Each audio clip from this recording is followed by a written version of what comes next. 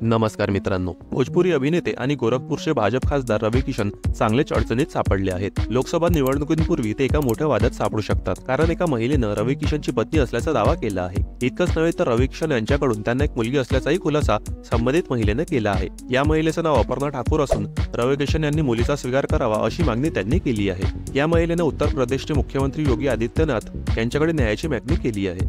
अपर्णा यांनी सोमवारी लखनौमध्ये एका पत्रकार परिषदेचं आयोजन केलं होतं। 1996 मध्ये त्यांनी रवी किशन यांच्यासोबत मुंबईत लग्न केल्याचं म्हटलंय। या लग्न सोहळ्यात दोघांचे कुटुंबीय आणि जवळचे मित्रमैत्रिणी सुद्धा उपस्थित होते। आम्हा दोघांची एक मुलगी सुद्धा आहे असंही अपर्णा यांनी म्हटलंय। रवी किशन यांनी सामाजिकरित्या आपल्या आणि मुलीचा स्वीकार करावा अशी मागणी त्यांनी केली आहे। जर त्यांनी असं नाही केलं तर न्यायासाठी कोर्टाची पायरी चढण्यास तयार असल्याचाही इशारा अपर्णा यांनी दिला आहे। संबंधित महिलेचा व्हिडिओ सध्या सोशल मीडियावर तुफान व्हायरल होत आहे।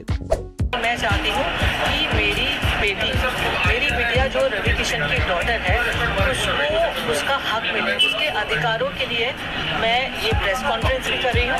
और मेरी ये मांग है कि मेरी डॉटर को वो या तो अडॉप्ट करे या लीगली उसको उसकी राइट्स मिले। या आरोपांवर आणि दाव्यांवर अद्याप रवी किशन यांनी कोणतीच प्रतिक्रिया दिली नाही आहे। यानंतर बघूया पुढील अपडेट। मराठीतील स्टार अभिनेते अजिंक्य देव सध्या चर्चेत आहे। रणबीर कपूरच्या आगामी बहुचर्चित रामायण सिनेमात अजिंक्य देव सुद्धा एक भूमिका साकारणार आहेत। कालच अजिंक्य देव यांनी सोशल मीडियावर पोस्ट करत रणबीर कपूर सोबत सेल्फी शेअर केला आहे। यावरूनच दोघेही रामायणसाठी एकत्र आले हे स्पष्ट होत आहे। अजिंक्य देव यांनी काही दिवसांपूर्वीच टाइम्सला दिलेल्या एका मुलाखतीत रामायण सिनेमावर शिक्कामोर्तब केलं। बऱ्याच काळानंतर ते हिंदी सिनेमात दिसणार आहेत। त्यांनी नुकतेच फेसबुकवर 2 फोटो शेअर केले आहे। एका फोटोत रणबीर तर दुसऱ्या फोटोत नीतू सिंग आहे। यासोबत त्यांनी कॅप्शन लिहिले, गेल्या वर्षी नीतूजींसोबत तर यावर्षी रणबीर कपूर सोबत। मित्रांनो, दिग्दर्शक अनीस बस्मी सध्या बुलबुलैया 3 च्या शूटिंगमध्ये व्यस्त आहे। या चित्रपटात कार्तिक आर्यन आणि तृप्ती डिमरी मुख्य भूमिकेत दिसणार आहेत। पहिल्या भागात मंजुलिकाची भूमिका साकारणारी अभिनेत्री विद्या बालन देखील या तिसऱ्या भागाचा एक भाग आहे। या चित्रपटात ती मंजुलिकाच्या भूमिकेत दिसणार आहे। रिपोर्ट्सवर विश्वास ठेवला तर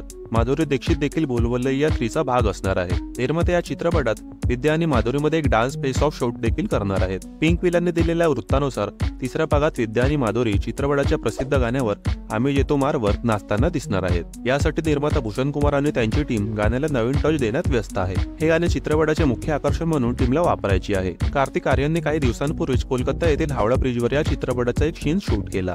निर्माते त्याच्या शूटिंग सोबतच VFX वर काम करत आहेत। निर्माते हा चित्रपट 2024 च्या दिवाळीला रिलीज करण्याचा विचार करत आहेत। यानंतर बघूया पुढील अपडेट। दक्षिणेतील प्रसिद्ध दिग्दर्शक एस जयशंकरची मुलगी ऐश्वर्याचे लग्न तरुण कार्तिकेयनशी झाले आहे। चेन्नईमध्ये सोमवारी झालेल्या लग्न समारंभात रजनीकांत, कमल हसन, मणिरत्नम आणि तामिळनाडूचे मुख्यमंत्री MK स्टॅलिन यांच्यासह अनेक सेलिब्रिटींनी हजेरी लावली। लग्नाच्या प्रसिद्ध झालेल्या फोटोंमध्ये शंकर त्यांची पत्नी ईश्वरी सोबत खूप खुश दिसत आहे। शंकरची धाकटी मुलगी आदिती आणि मुलगा अर्जितही या फोटोंमध्ये दिसत आहे। ऐश्वर्याचे हे दुसरे लग्न आहे। तिचे पहिले लग्न क्रिकेटर दामोदरन रोहित सोबत झाले होते। रोहित पॉंडिचेरी क्रिकेट संघाचा कर्णधार होता। 2021 मध्ये एका 16 वर्षीय मुलीने रोहित विरोधात लैंगिक छळाचा गुन्हा दाखल केला होता। या प्रकरणानंतर रोहित आणि ऐश्वर्याचा घटस्फोट झाला होता। वर्क फ्रंटवर शंकरचा पुढील चित्रपट इंडियन 2 या वर्षी जून मध्ये प्रदर्शित होणार आहे।